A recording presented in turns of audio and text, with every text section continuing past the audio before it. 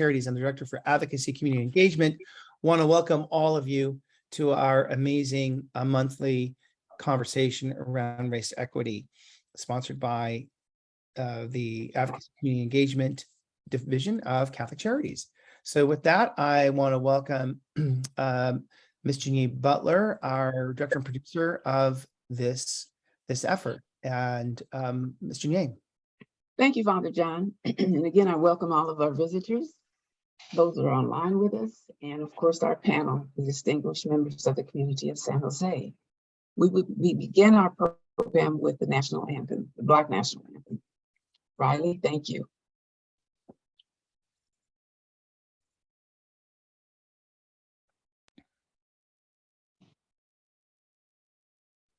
Lift every voice and sing, till earth and heaven ring. Lift every voice and sing, till earth and heaven ring. Ring with the harmonies of liberty. Let our rejoicing rise high as the listening skies. Let it resound loud as the rolling sea. Sing a song full of the faith that the dark past has taught us. Sing a song full of the hope that the present has brought us. Facing the rising sun of our new day begun. Let us march on till victory is won. Let us march on till victory is won.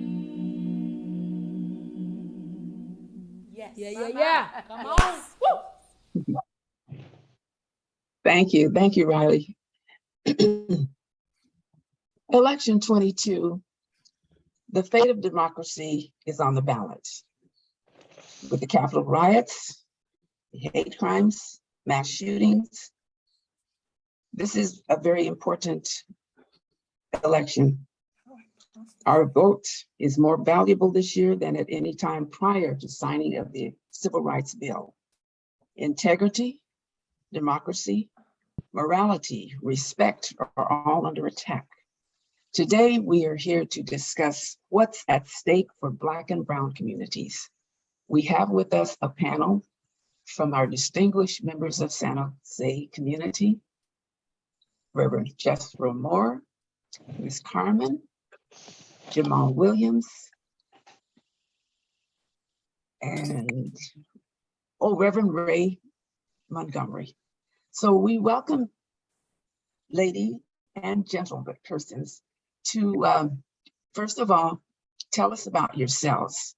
Give us a 2-minute talk about who you are, your program or your committee or your business that you represent, and then just pass the baton over. First of all, I'm going to ask for Ms. Carmen. Thank you, Ms. Carmen. Thank you for being a part of our program today.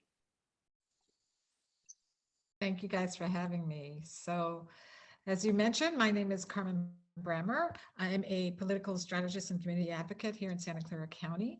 I am a longtime resident of San Jose, and I am passionate about improving the lives of neglected communities in Santa Clara County, and through exposing and breaking down the social the hell. Carmen, we can't hear you. Have worked in high tech. I've led many global transformative initiatives for some Silicon Valley top companies. And in June 2022 of this year, it was an honor to be named Advocate of the Year by the African American Community Services Agency. So I will throw it over to Jeff.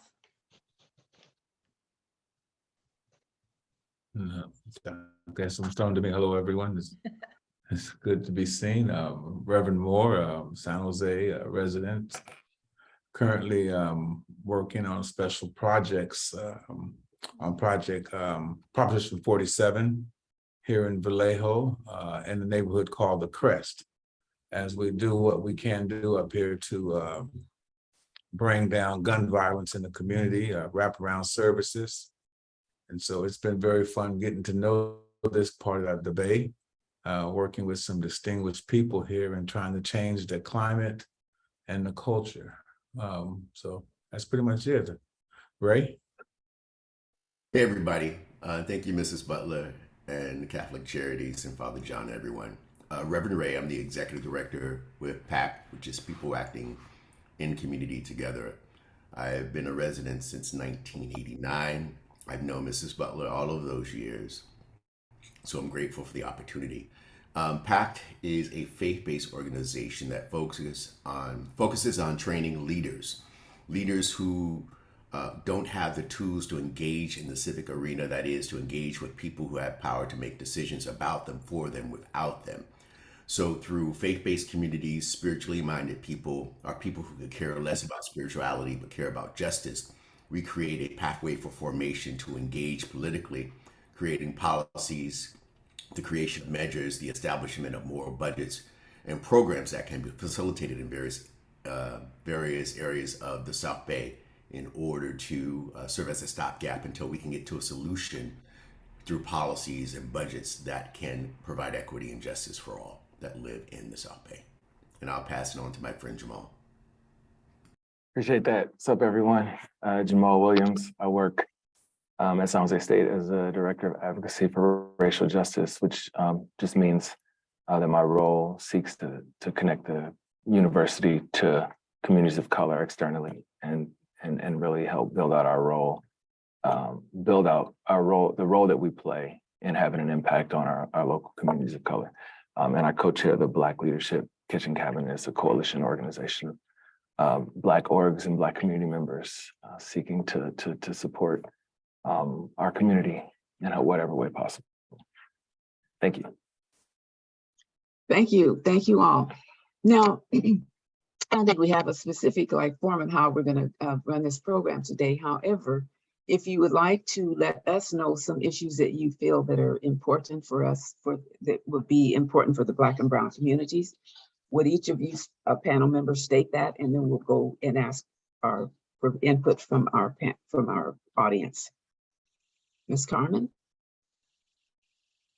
So for me, the issues that I've seen, and I know we were asked to think about 3 of them. There are many, unfortunately, but at a base, at its core, for me, racism is one of the biggest concerns that I have here, that I see here, and it seems to become even more and more prevalent as we've supposedly come into this 21st century. It's still something that haunts us as a community, and that to me is something that's a big concern for me, because our political structure is knowingly set up to continue to divide through policies and policing, and that has got to change here.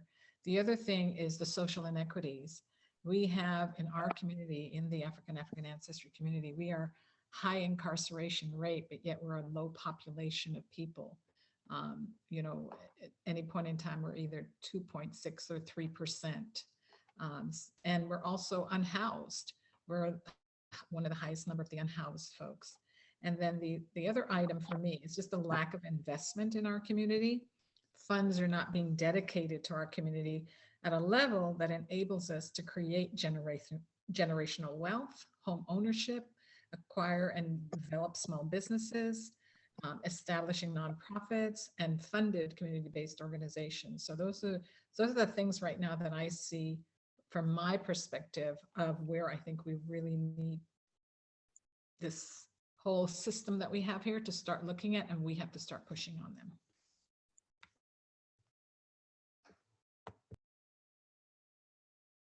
For me, when we talk about the Black community, we had great turnout for the elections in June, the preliminaries. 33%. But to deepen the context of that conversation is how does that translate into power, and is that power? And my answer would be no, because we are so dispersed and our numbers are so small. So what do? We look at the integrated issues, pervasive issues that face all of us. There's a theme and a mantra that I'm standing on is together we win, because we need all of us, right? No one situation is a monolith, even though there's underrepresentation of Black voices and the ability to establish power, to really affect change. We must recognize that there's a need for integration, there's a need for alliances, but there's a need for work by others, meaning that you really can't enter into this work if you're not Black or brown without having a self-perspective or self-examination and identify what work have you done to really understand your own implicit biases that you bring to the table. Work have you done to really understand the broken systems of which create and proliferate white supremacist culture that is then adopted by other groups who are seeking to power grab based on their thinking that their community is a monolith and that the issues that are a byproduct of white supremacist culture does not impact other BIPOC type communities. So these are type of discussions and issues that I bring to the table as we look at going from othering to a community of belonging and bridge building, but understanding that nothing historically has ever happened with one community being able to do it by itself. And with the Black community being so underrepresented here, 42,000 in the South Bay, less than 2%, even though we show up 33%, of 33,000 is still not a lot of people to move power. So what do? What are our options, and what are the challenges that we face? Those are the things that we bring to the table to discuss beyond just the racial tropes that we receive that happened in LA. We know that happens all the time. So how do we begin to deconstruct and look at the contextual natures of that word?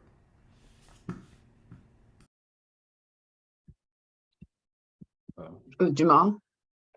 Yeah, sure. And my apologies. Right when you started talking, my computer just froze. So I missed the question. If you could just repeat it for me, that'd be awesome. I think I got it, but I just want to make sure I heard it. What was some specific issues for the Black and brown community in our community? Yeah. You know, I don't want to just echo. Well, I do want to echo what Reverend Ray and Carmen said. I don't want to repeat them specifically. I really feel like, you know, the major issues are glaring as we, exist in the South Bay. We know that economic concerns, housing concerns, and education concerns are really and those are broad, but they're also specific. I think those challenges stand out vividly for our community, right? How are we getting access to housing?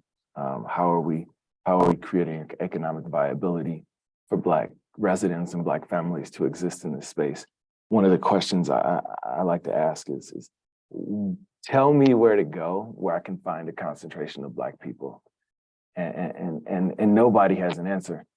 And unfortunately, the only answer that you can come up with is downtown and everybody, and that population is typically unhoused, right? So we don't have any viable Black neighborhoods, Black communities in the South Bay. And so that comes with how are we thinking through housing?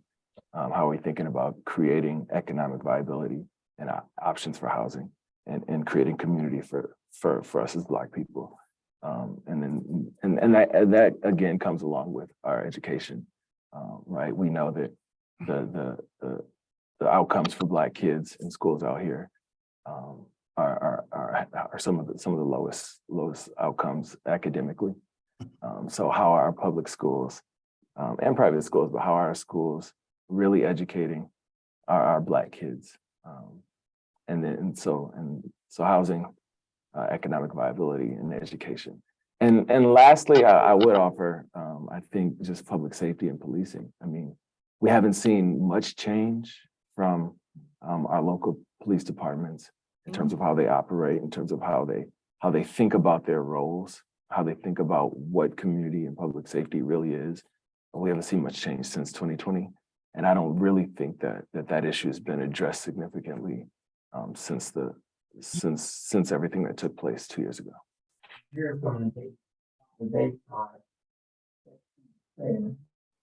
If someone's, well, Jamal, how do we then, because we haven't seen these changes, like you mentioned, what is the pathway to see some changes or to make some changes, or how do we begin to filter into that?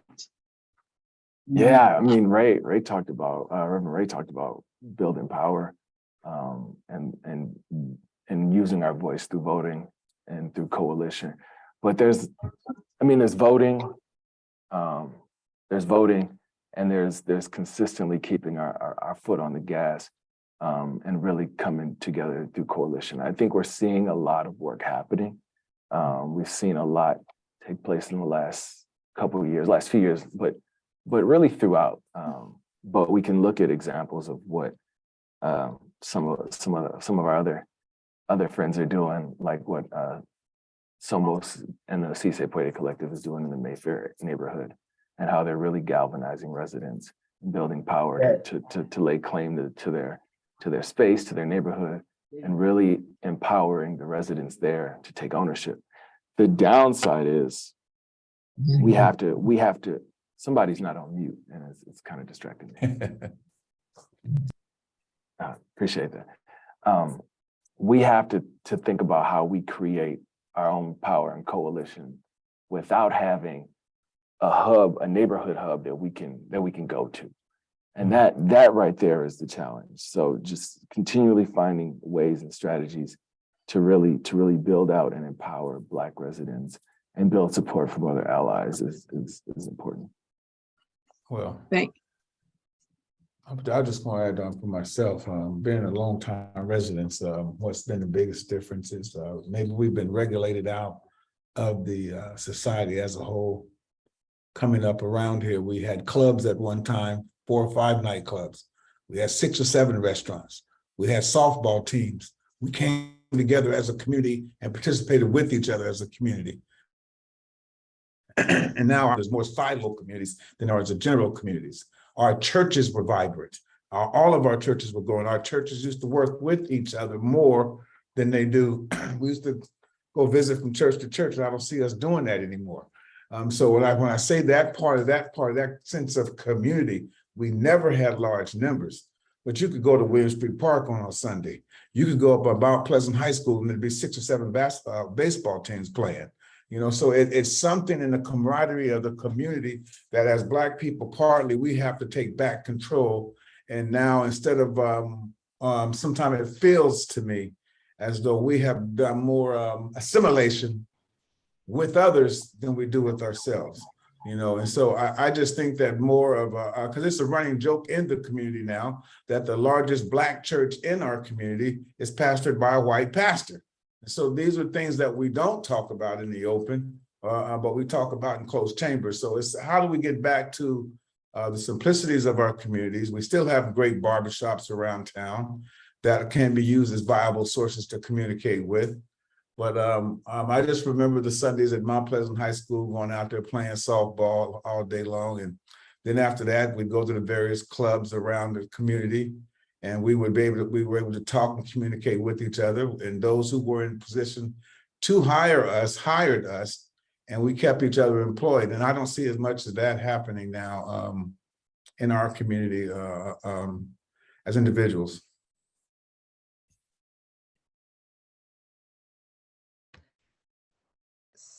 There's a question in the chat about what church is that with the wise minister?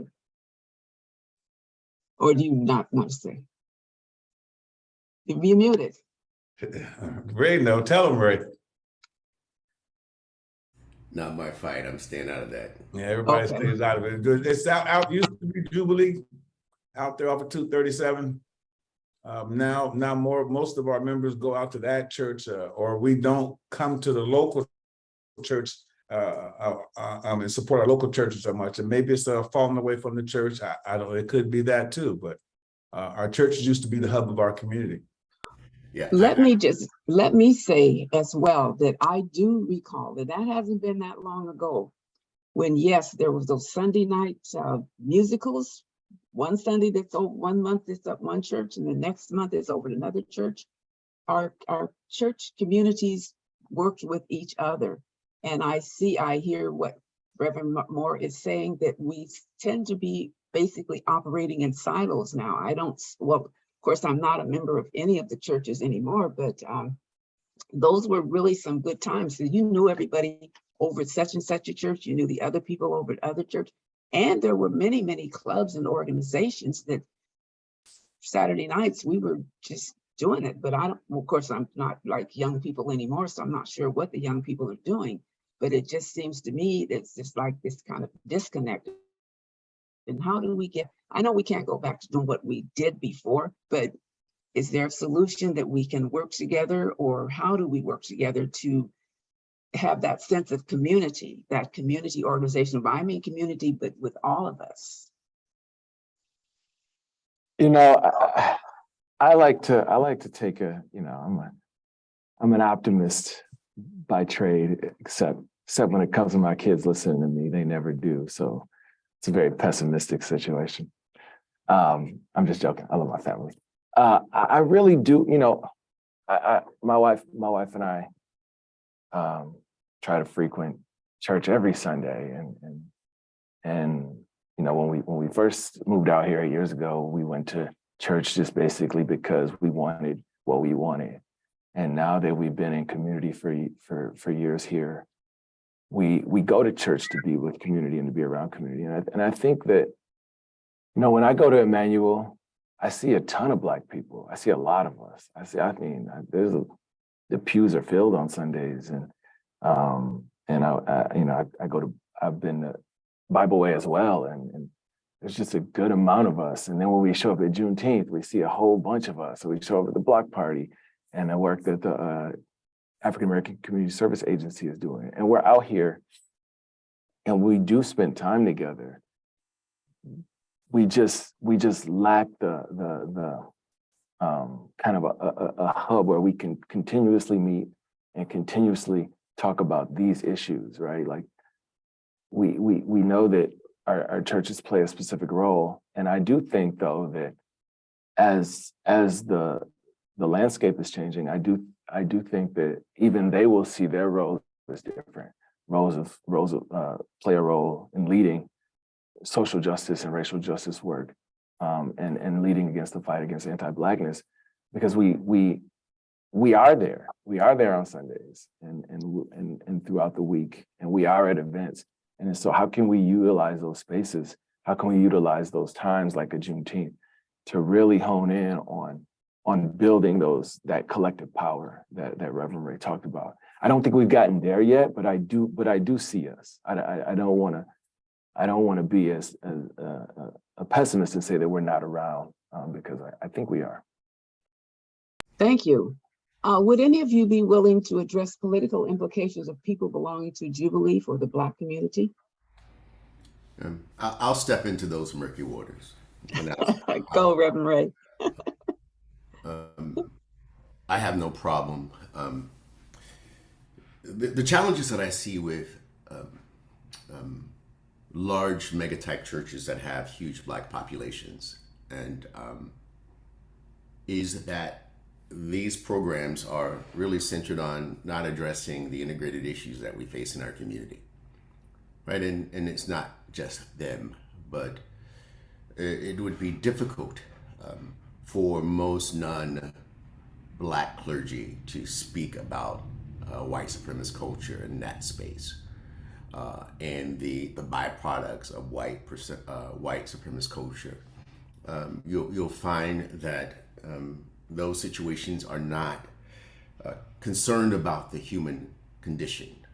You won't hear them talking about housing or immigration or anti-Blackness or public safety issues or environmental justice. You'll hear about international ministries and raising money to feed individuals in other countries when you have poor people right here on the streets of South Bay, right? And that's very problematic for me. And then when you try to engage They are very elusive and not interested because they don't want to upset their natural order of religion or theology or their pathways of how they grow their communities. So I think it's a liability for any person who calls themselves a man or woman or other of God to not address the human conditions and lived experiences of the community which the people live in. But you'll find that many tiptoe around this issue. Even in the Black church, many are afraid to address. They're more interested in looking at what programs, what ministries can I create to entice people to come to the door.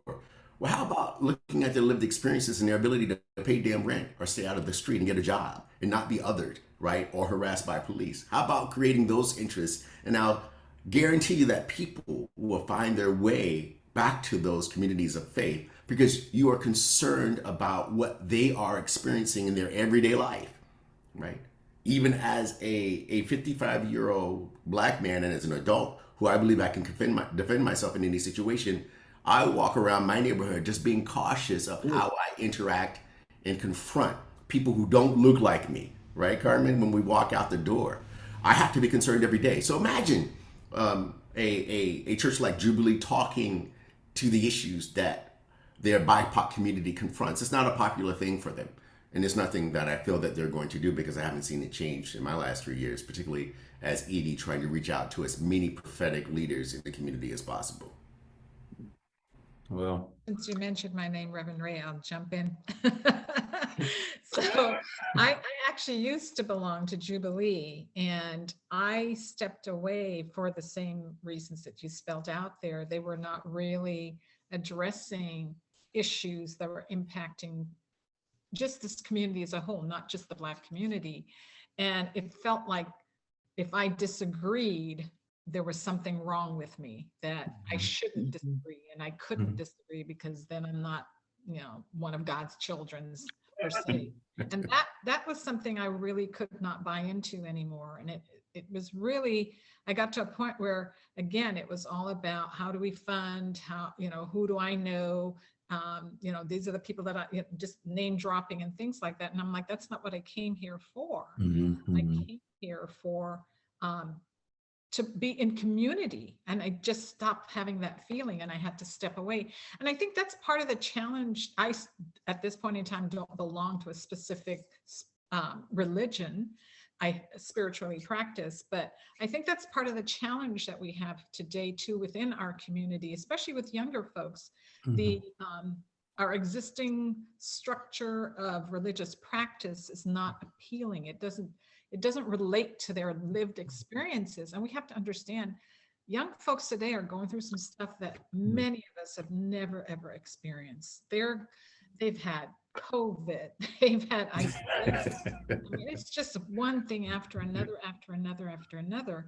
And we're not hearing people talk to those things. We're not hearing our religious spiritual guides speaking out on those things. And so it's not, I think that's one of the reasons we're not having that real coalition and collective.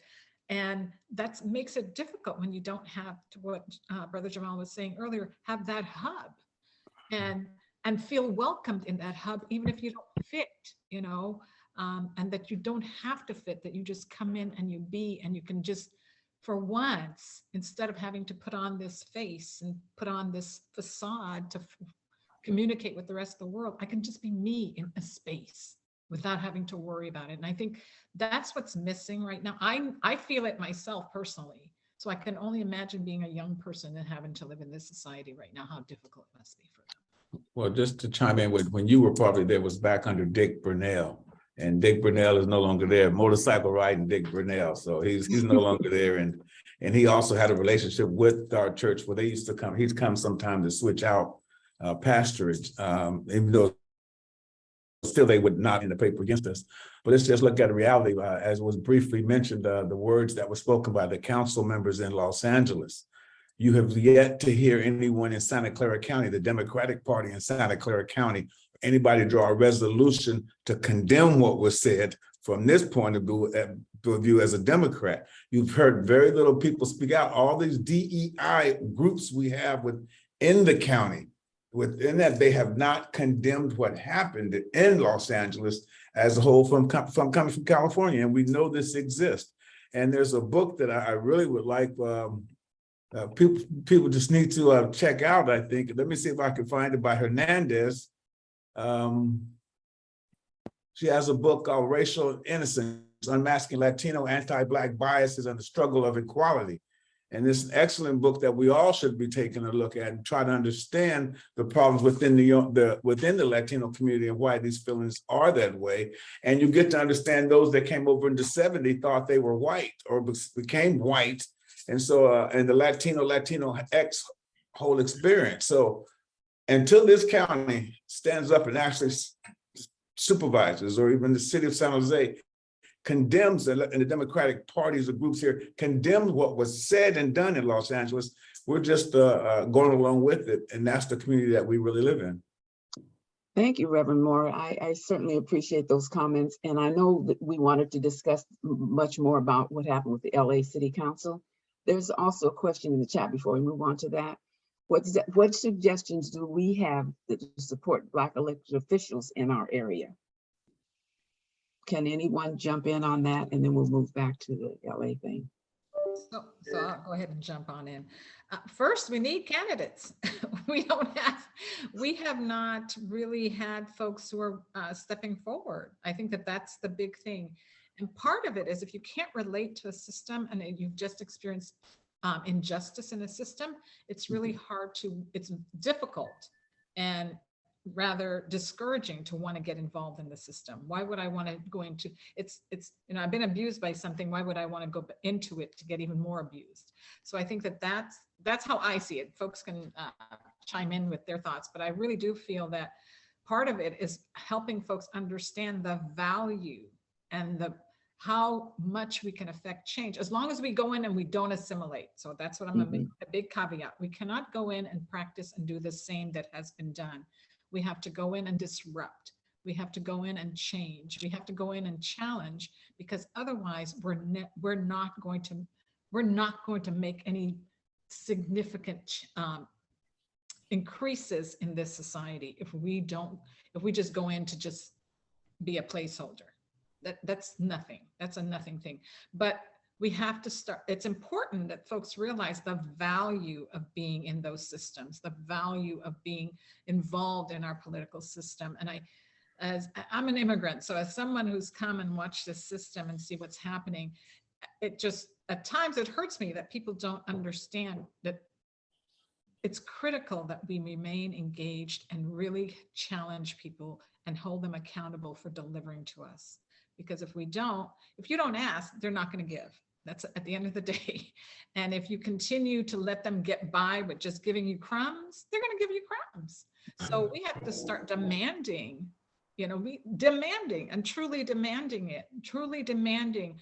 I want every single course on the menu. I want everything from beginning to end, before dinner drinks, after dinner drinks, and everything all in between. And I also want to help set the menu. I don't want you to tell me what the menu should be. So it's all of that stuff that I know some of the young folks I've talked to, they're not seeing that happen. So they're just sitting here going, I don't feel like I'm going to engage. And many of them want to move away, which is what we don't want, because that doesn't change anything when you walk away. So. Wow, I certainly appreciate your comments, Ms. Carmen. And certainly we have to know who we are. We have to know who we are. We can stand up and demand it. We're not asking you for anything. We deserve this. The meal, the hors d'oeuvres, and the dessert and everything else. Yes, ma'am, we do set the menu. But if, just taking up with some crumbs, it just doesn't work. We don't do it in our personal lives. I don't. Anybody else want to make a comment on that one? Yeah, go ahead, Jamal. Go ahead, No, Jamal. man, you go first. Okay. All right. So how do we support Black leaders, right? Right now, we only have one potential Black leader running in the November 4th election that I know of, and that's Milan Billington, right? And that's with the county school board. Tony, did I miss anyone? I think he's the only one. When we look at historically, I like to think that I'm a theologian and understands history. In 1964, and earlier, when the civil rights movement was happening, you'll find that it wasn't old folks like Jeff and me, right? And Tony. And It was, me. it was young folks like the John Lewises, right? And those are the places that the Black leaders came from, right? When we look at supporting Black leaders in the South Bay, that you'll find is very an anemic place and an invisible place. So what do we need to do? We need to be very intentional about civic engagement. One of the things that Jamal mentioned is there has to be a central location in a training ground, right? If we begin to collectively think as a small community of how do we galvanize just our own lived experiences and our collective value and capacity, the ability to build capacity, then move forward in working in coalescing in allyship with others, because no one community is a monolith. We find everything to be intersectional, right? But we have to get back to the basis of assembling, right, with the intent of developing leaders that have an understanding of the social economic impact of the Black community, and then can integrate that and associate that with others who have the same shared lived experience. But without that intentionality, you'll find that it is just by happenstance that Milan has finally accepted the call, right? After doing great work at the African American Agency, right? Where are the others, right? So leadership institutes that are intentional about training, building constituencies, developing policies that are made by the people, not for the people, right? And being able to create that type of historical, that type of pathway that when they are able to move into elected positions, we hope that they maintain that same integrity, that same experience that allowed them to be in a position to be elected, that moves forward in a moral and ethical and pragmatic type of way of addressing the issues within the Black community and other related issues in other communities together. Just a thought relational to it. Thank you, Reverend Ray. Jamal? Yeah. Damn. Yeah. I always got to talk after Ray, and I feel like he's already done the question so much justice. Quick update. I mean, there's a Black camp tonight at Nirvana Soul that is hosted by Afro Uprise, the Black Democratic Club. So that's tonight at 6:30. So you can meet the Black candidates there. Tony Alexander put the list of them all in the chat. And what I was thinking about as he put the list in the chat, I was like, now know some of these people. Like, who are these people? And that's a question, right? I know Tony. We see Tony everywhere. Mhm. Everybody knows Tony Alexander because he literally shows up everywhere. Everybody knows Milan because Milan's everywhere. And part of supporting Black candidates is knowing that, okay, there's this Black person who's in office or in a position. How do we make sure that we know who they are? How do we make sure that we know that they're supporting our community? How do we make sure that this is one that we want to amplify? Because we've seen their work, we've seen them out, we've seen them in community, we've heard them talk, we've seen their record, and we know that their record is one that's lifting up and moving our community forward. I don't know if every Black candidate can stand on that platform that their work is for us and to move us forward.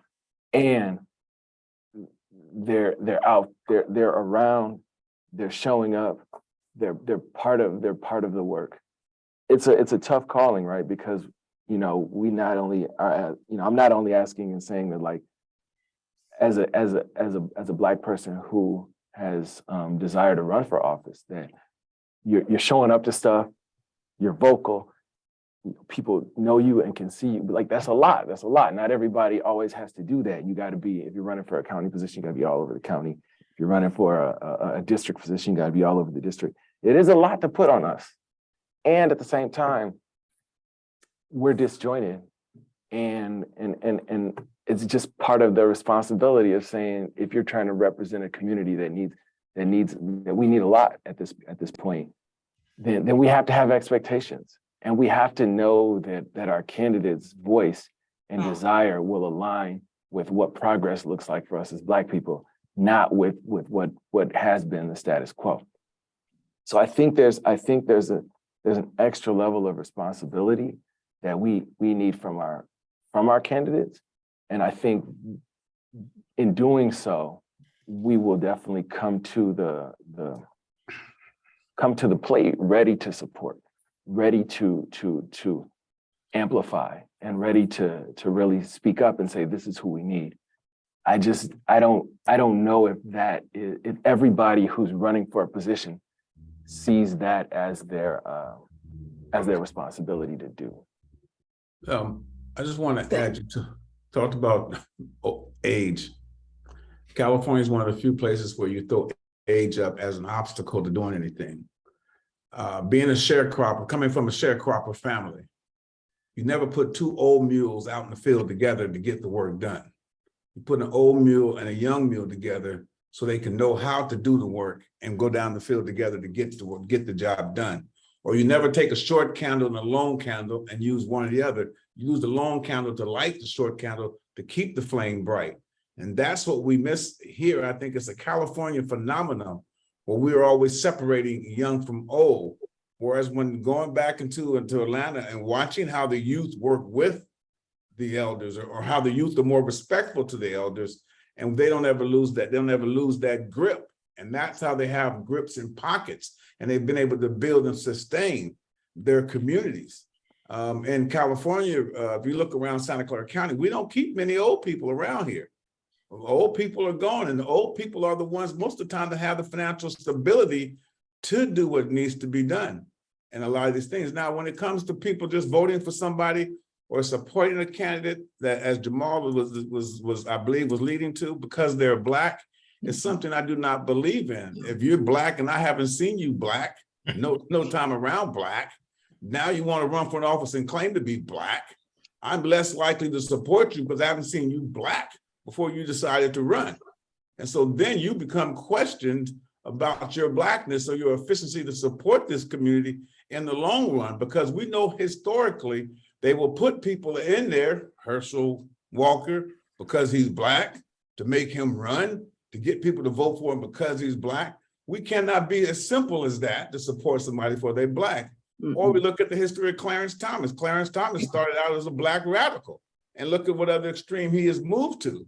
So if there's no consistency, as Jamal was, I believe he was talking about, that's what we have to look for, the consistency of that person being in our community and with our community, serving our community, and not just show up when it's time for them to run for office and claim that they wear dashikis. Thank you, Reverend Moore. I live in Milpitas, and we have two Black candidates on the ballot. Ola Hassan, who has run before, and yet I've known him actually personally to try to align with ex-mayors and so on and so forth to kind of study and learn along with them, and they have not been really supportive. And we also have Chris Norris, who is an incumbent. He's with our city, with our school board, and Chris is a local young man, done an excellent, outstanding job. So, I've listened to their forums and stuff, and no, we don't just vote for them because they're Black, but because we know that they're qualified and we stand behind them. So that's just they're not in San Jose, but we still have folks on the ballot in here. But some of the people that have constantly run, and I'll have this issue with them all the time, is that just because they've been there forever, that doesn't mean we got to keep you forever. So you've done that, hand the baton off to someone else who is as equally as qualified to carry on. Can I just interject really quickly? I just think this conversation around age is an interesting one. No, it is. Given that I would assume, I don't like to blanket statements, but I would assume I'm the youngest person that's speaking right now. Like the country is aging, right? Mm-hmm. The country. There's data out that says that like positions of authority or power, right? Like our Congress people used to be in their 40s, now they're in their 50s, right? CEOs used to be 30s and 40s, now they're in 50s and 60s. Like the and I feel this, right? Like I'm 40, well, I'll be 40 next year. but like I can still go play basketball. I still feel young. Like I still feel young, but like I'm 40, right? And I'm not 25. I'm not 26, but I don't feel right like what I thought a 40-year-old would be when I was 25. When I was 25, I thought a 40-year-old had, was basically done out to pasture. And I can imagine that like when I turn 50, I will also feel I will also feel that way. And 55, I will feel that way, right? I will feel youthful, like I still have a lot to give, like I still have a lot of energy, like I still have a lot of intellect. Reverend Moore talked about having a lot of income. So I think that we're just seeing kind of an older, we're seeing older people running things, in charge of things. And I don't think we've been able to really fully bridge that gap here and what that means to Reverend Moore's point. I think there's two aspects that I think are converging in our community. There's the ownership. There's the ownership and saying, I've been doing this and I have this expertise. And now that it's being funded or now that it's being appreciated, I'm still here and I want to do this. So there's that. And then there's the younger generations that are saying, hey, we want to see something completely different. And we're not seeing that, right? And I don't think those two approaches have met in a way that is actively helping us progress forward together, right? Because I think young people are asking for something a lot more radical than what older generations, like older millennials plus, right? Gen X baby boomers. I don't think that those two things are meeting in a kind of a reciprocal way. And politically, I think we're seeing that play out. I think politically, we're seeing young people asking for healthcare. They're asking for loan forgiveness and free college and free tuition. They're asking for working living wages. And we have other people who are saying, well, you can't get all that. You can't do that, right? Well, what about this thing? What about bringing everybody to the table? And that's not what young Black people want. They want change. They want progress. And I just don't think we met there. So I don't think it's necessarily an age thing. I think it's just more of a mindset thing. Thank you, Jamal. There's a question in the chat, and I think we are trying to move on a little bit here because there's so many questions here.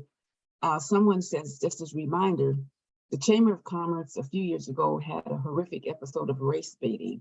Have we lost our outrage? Anybody want to make a quick comment on that? So I'll jump in here. I have not lost my outrage. I can tell you. Go ahead, Carmen. Go, Carmen. I am extremely outraged. And then they have not been held accountable. I have been working with them. I am pushing on them because they're going to be held accountable because they created a nightmare that they deliberately did. They knowingly, consciously did. And they want to feel like they can come and light dynamite and walk away and act like they didn't start the fire. And that to me is unacceptable.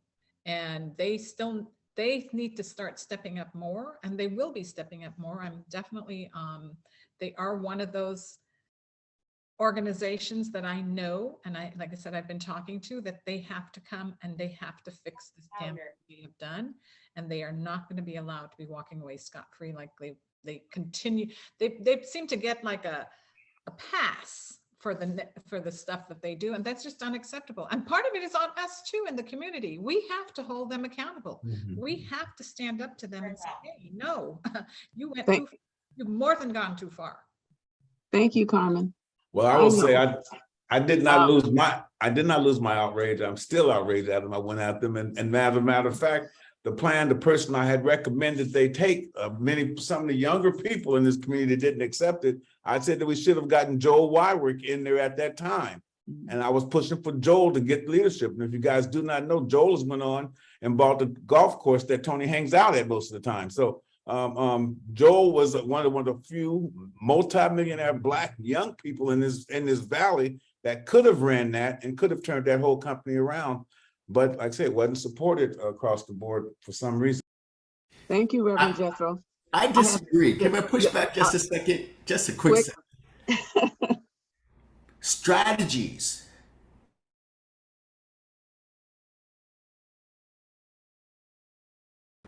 I'm going to be outraged but I'm going to see think strategically to build people power that creates political power for the people by the people, right? Opposed to an individual.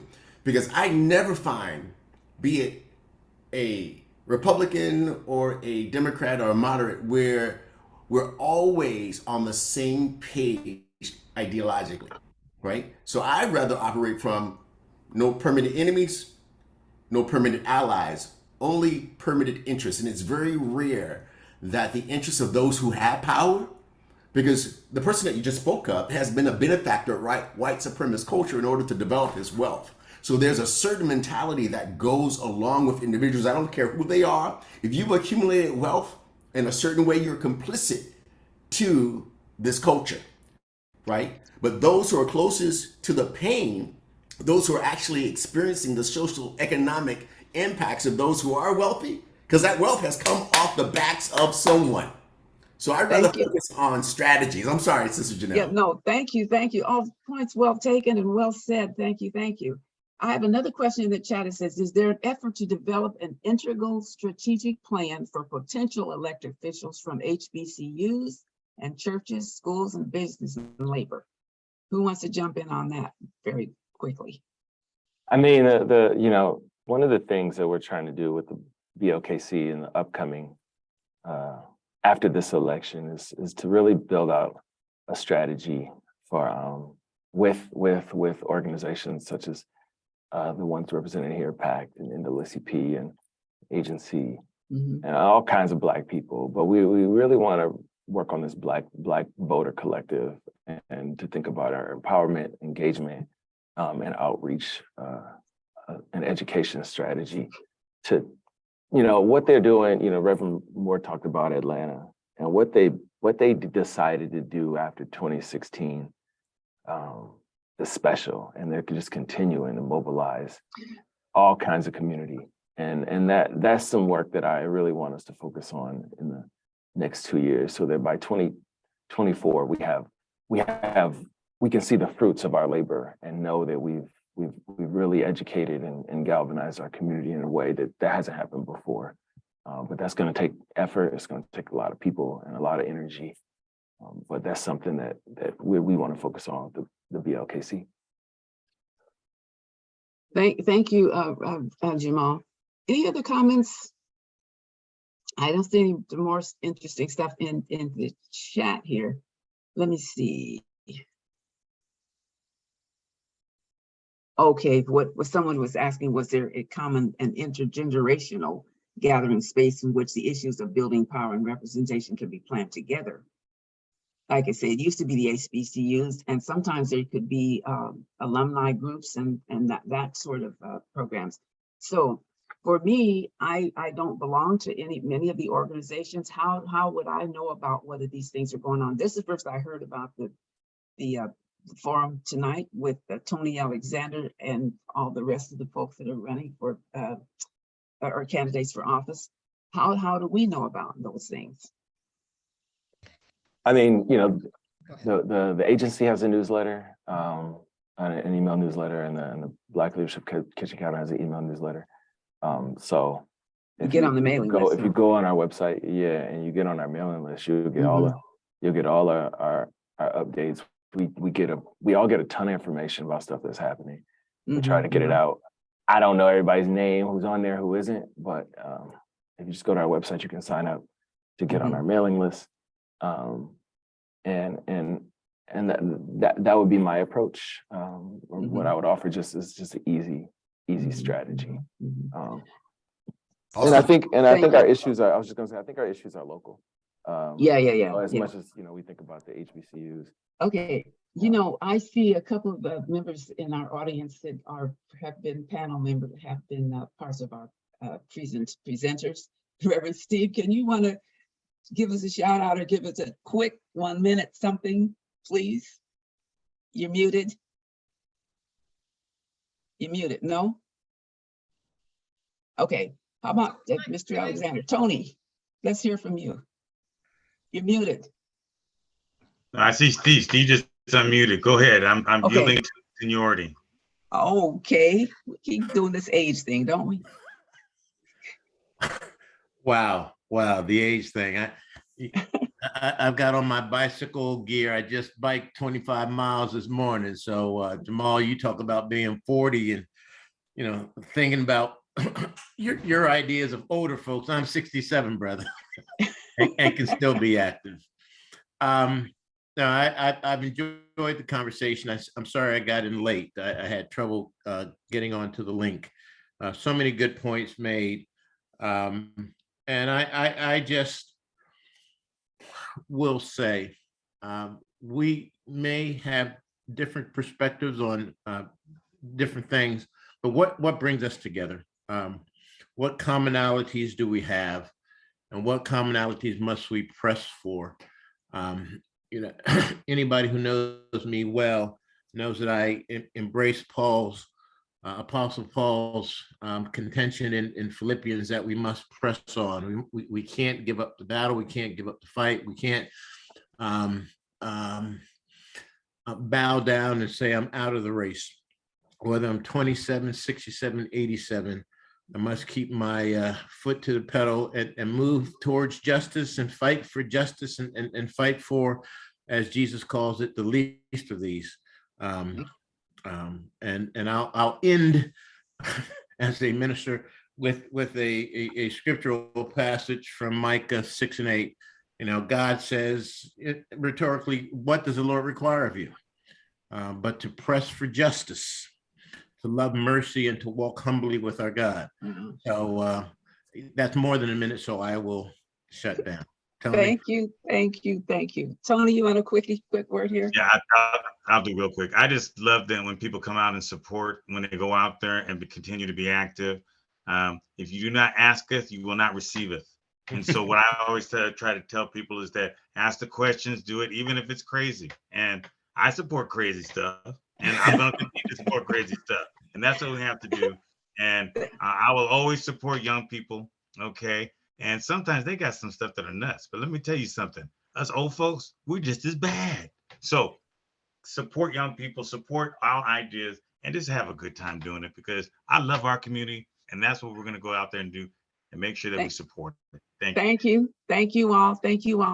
Now, before I turn it back to Father John, next month we will have another panel. We talk about the results of the election. So please stay tuned, and you'll be getting an invite for our Zoom coming up. I give it back to Father John now. Father John. Thanks, Mr. Nye. This is really, this is one of the, I mean, there's so much going on. I mean, it's like, but those Pachinko Palace, those things go all over. It's like, oh my Lord. Mr. Nye, can you give those dates out again? When the next one, I think. Our next one is November 15th, I believe. Yeah, I think we're looking at the. It's on a Tuesday, and we'll be doing the wrap. Right, Yeah. we'll send out to you. Please give Mr. Nye your email so that you can be on a kind of mailing list, as it were. This is really, this is really helping us as Catholic Charities staff and our supporters to understand the nuances of the Black community. This is something that we are working within communities that are deeply affected, and obviously your insight and your leadership are helping us direct where the work that needs to happen, and of course as partners with you in the community. That's really important that we do this together. So thank you all for showing up, being part of this, and thank our direct producer Nye, and thank you Riley for the technical assistance. Thank you all very much. Technical assistance. Bye. See you next month, everybody. God bless. Be well.